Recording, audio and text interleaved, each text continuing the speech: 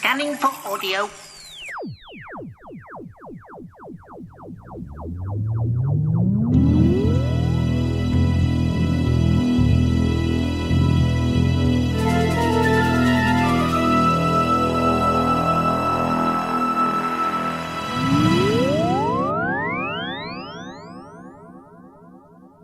Welcome to a Tin Dog podcast.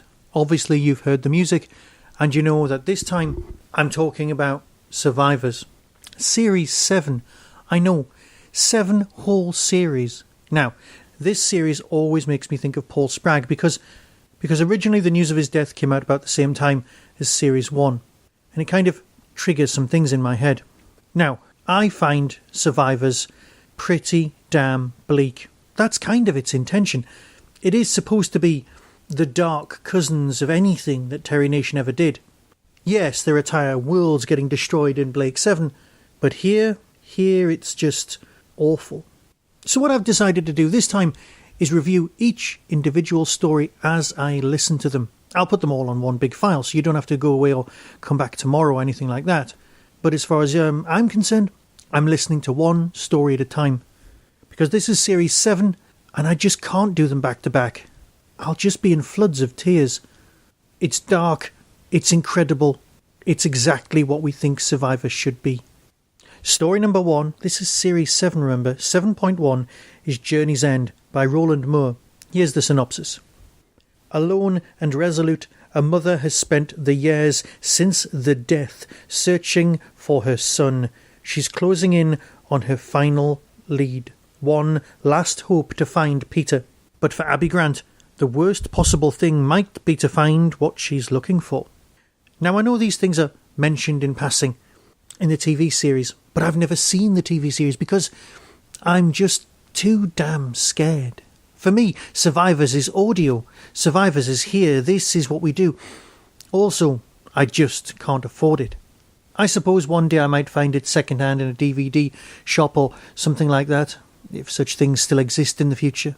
But until then, this is where Survivors lives for me. Abby Grant's character is incredibly good. She's from the original TV series, so we've still got the same actress. And it's just heart-wrenching. Yes, there's a small community, and they may or may not be stealing children. Let's face it, it's the BBC, it's the 1970s, and children are going missing. Yeah, let's leave that there, shall we? I'm sure somebody would draw parallels that just aren't there. No, this is a great introduction story. It's not flashbacking to the death like we've had in other box sets. This is definitely Abby's continuation. But like the synopsis says, it's a case of be careful what you wish for. I don't know how they were going to do it, but they handle it exquisitely well. People have been changed by what they've seen. For the better or for the worse, that's up to them. But it is still true. I'll now stop listening, switch off the recorder, and go and listen to story number 2.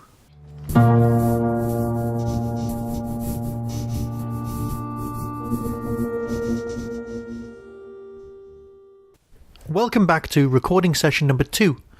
This time I'm talking about, obviously, the second story, Legacy by Simon Clarke. Now, as I've said in the past, I've not actually seen Survivors on TV. I know I'm a gigantic fan of it on audio through Big Finish and all of that business, but I've never had, well, let's put it this way, I've never had the nerve to watch it. I'm not good with zombie films or post-apocalyptic stuff.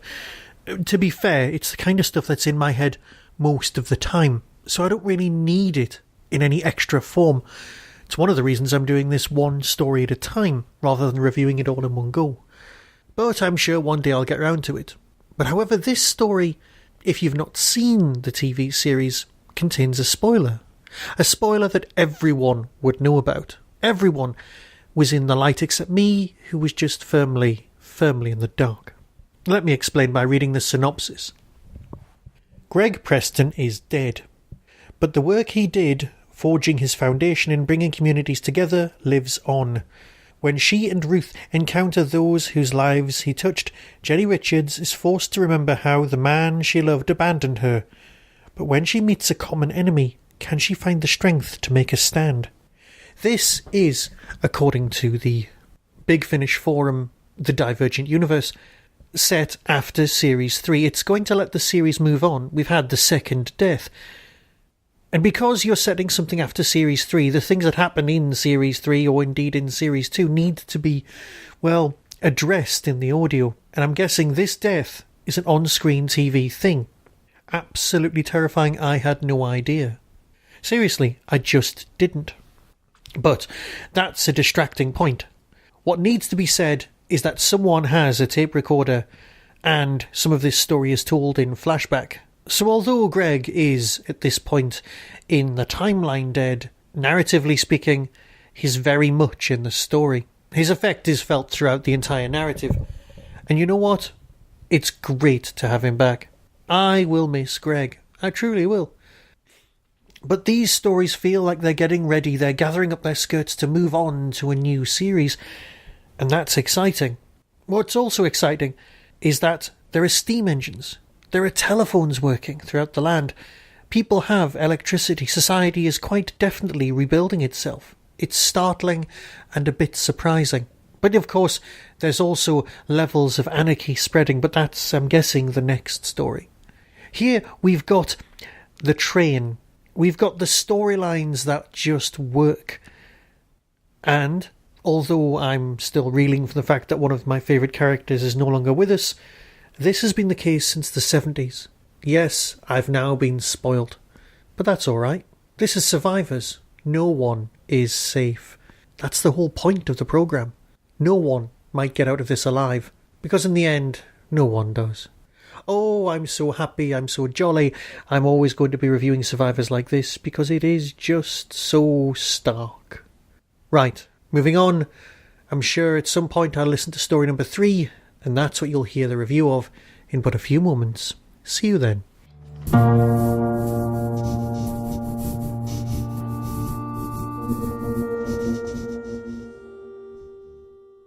Welcome back. It's been a little while. I've now listened to story number 3, 7.3, Old Friends by Matt Fitton. Matt's always doing good stuff. So it's really no surprise that here we get yet another different take on the Survivors world. Synopsis, as always. Ruth Anderson and Evelyn Piper unite on a mission of mercy. An old friend is in trouble and in the path of dangerous forces. Jackie Burchell would reveal secrets that change lives, but first she must find her own way back. When things are at their worst, it's old friends who keep you going. This is a great story. I mean, taken on its own, it's kind of spoilerific. I wouldn't listen to this one before you've listened to series 1 to 6, because there's stuff that's talked about here, characters who reappear here, who are long gone. Be they ghosts or memories or a story about mental health. All of it is really up for debate, and that's what this episode's actually about. If we were doing a podcast where this was happening on TV, then that's what we would be dealing with. We would genuinely be talking about what's going on. Can she really see these people who we know are long gone? Yes, she's got some demons in her own past that she needs to deal with. She's got some things that she did that she really will never recover from. But you know what? This is Survivors literally going on past terrible things. And it's not just the death. Yes, there are major story arc points that happen to be... They feel like they were added by a script editor. If it was on TV, you'd go, oh yeah, that's the bit Moffat added. But that's not the case here. Obviously, these things are all well crafted and well structured. And it's just a glorious thing to listen to. But of course, as always, it's the performances at their core.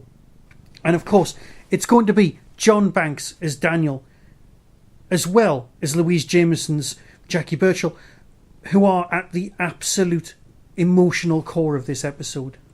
It's great to have Daniel back, truly. He was a brilliant character, someone who guided us through the first couple of seasons of this programme. He had a brilliant arc. But it's Survivors. People have to die. I must keep reminding myself of this. Because it's still bleak and it's still awful. But if this was a TV episode, this was one of those ones people would go, oh yeah, do you remember that episode with the ghosts? Or was she just poorly? It's great. Yes, the Marauders are on the rise. Yes, technology might also be on the rise.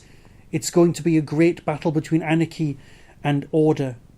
So, it's time for episode 4, and then I'll be able to get on with some 10th Doctor fun in order to cheer myself up. Back soon.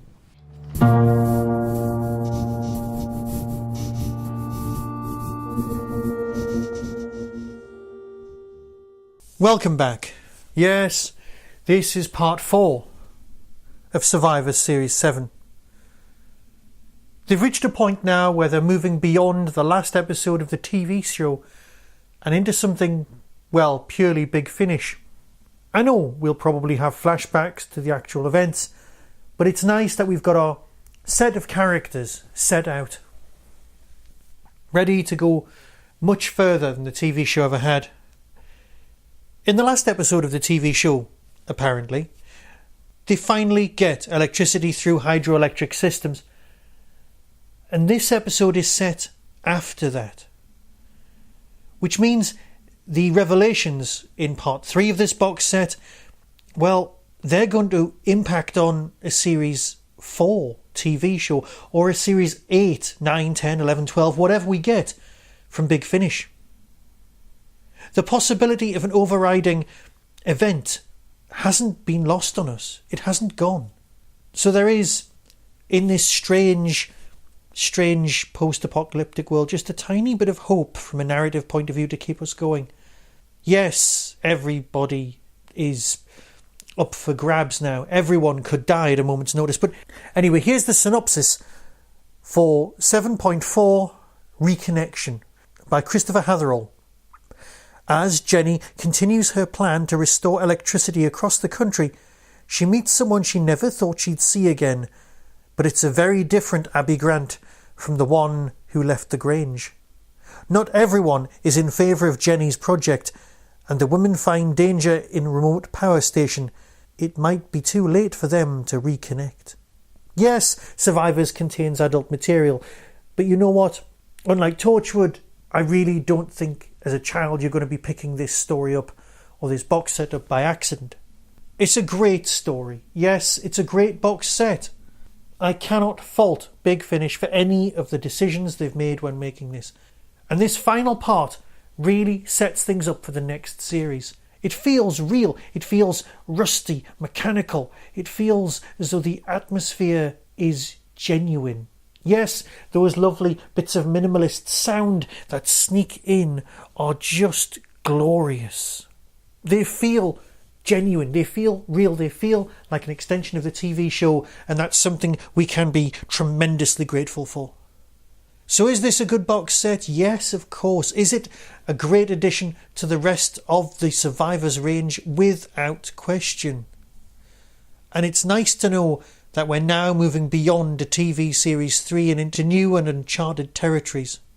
For me, the standout story in this box set is definitely the third one, but that's only because that kind of drama is what appeals to me. It's all strong and well acted. I'll play you the trailer and let you decide for yourself, but until next time, be seeing you. Coming soon from Big Finish Productions. Survivors Series 7. This is a photograph. It's Peter. I recognise him. Oh, this is wonderful. We should go outside, where we can talk properly. We're facing disaster. The Retworth deal. Deal with the devil, more like. What choice do we have? All those good people gone, but I'm still here. Why? Why are you so frightened? They'll make me go back there. Please don't send me back. The best of us get called up to heaven and the rest, well, we're in hell, aren't we? They're coming to the fire! I'll catch you out! But you can't! Everything's burning! He knows that a steam engine can transport supplies nationwide and feed everyone. Well, that's good. Feed everyone at a price. Oh, I've spent so long. I mean, if this is the end, I really need to know. Big Finish. We love stories.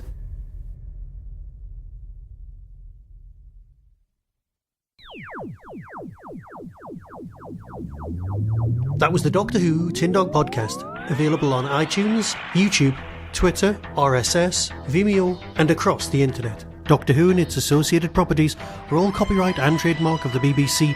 No infringement is intended. Why not become a supporter by visiting patreon.com/tindog. Contact the show on tin-dog@hotmail.co.uk. The Tin Dog podcast is a founder member of the Doctor Who Podcast Alliance.